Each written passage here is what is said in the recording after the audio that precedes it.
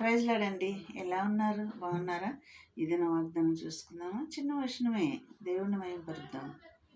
శుభకరమైన తొలి ప్రేమను నేను మరువక జీవింప కృపణీయమా, కోవిలలోని కానుక నేనై, కోరికలోని వేడుక నీవై, జత కలచి నిలచి జీవింపతలచి కార్చితివి నీ రుదిరము, నీ త్యాగ ఫలితం నీ ప్రేమ మధురం నా సొంతమే యేసయ్యా.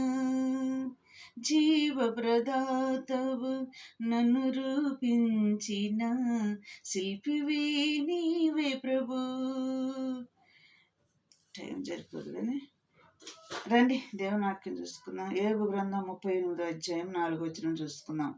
దేవుడు అడుగుతున్నాడు ఏబు భక్తుని, ఈ దినం వాగ్దానం అండి ఇది. ఏమని అడుగుతున్నాడంటే, నేను భూమికి పునాదులు వేసినప్పుడు నువ్వు ఎక్కడున్నావు ఏబు అని అడుగుతున్నాడు. నేను భూమికి పునాదులు వేసినప్పుడు నువ్వు ఎక్కడున్నావు? నీకు వివేకము కలిగి ఉన్న ఎడల చెప్పుము, నువ్వు చెప్పు అని అడుగుతున్నాడు.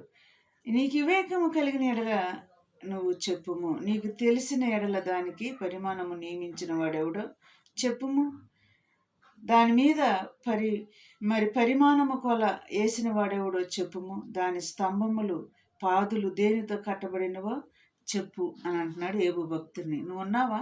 నేను భూమికి పునాదులు వేసినప్పుడు నువ్వు ఉన్నావా ఏబు? అసలు నువ్వు ఎక్కడున్నావు? నన్ను ప్రశ్నిస్తున్నావు అని దేవుడు ఏబుని అడుగుతున్నాడు.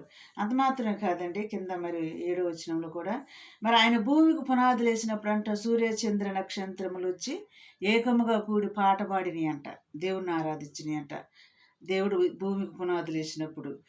అంత మాత్రమే కాదండి, దేవదూతలందరూ కూడా వచ్చి జయధునులు పలికారంట. సృష్టికర్తమైన యేసయ్య భూమికి పునాదులు వేస్తున్నాడని జయధునులు చెప్పారంట దేవుని దూతలు. ఈ దినం వాగ్దానం అండి. నిజమే, ఆయన భూమికి పునాదులు వేసినప్పుడు నువ్వు ఉన్నావా? నేనున్నాను. ఎవరు ఉన్నామండి? దేవుడు ఆయన నోటి మాటతో ఇది కావాలని పలికితది అవినియండి. ఆయన సృష్టికర్త. ఈ దినం వాగ్దానములు ఈ వాగ్దానాన్ని బట్టి మనం ప్రార్థన చేసుకుందాం. నిజమే ప్రభా, స్తోత్రములు తండ్రి. నాయన, నువ్వు భూమికి పునాదులు వేసినప్పుడు మేమెక్కడున్నాం తండ్రి?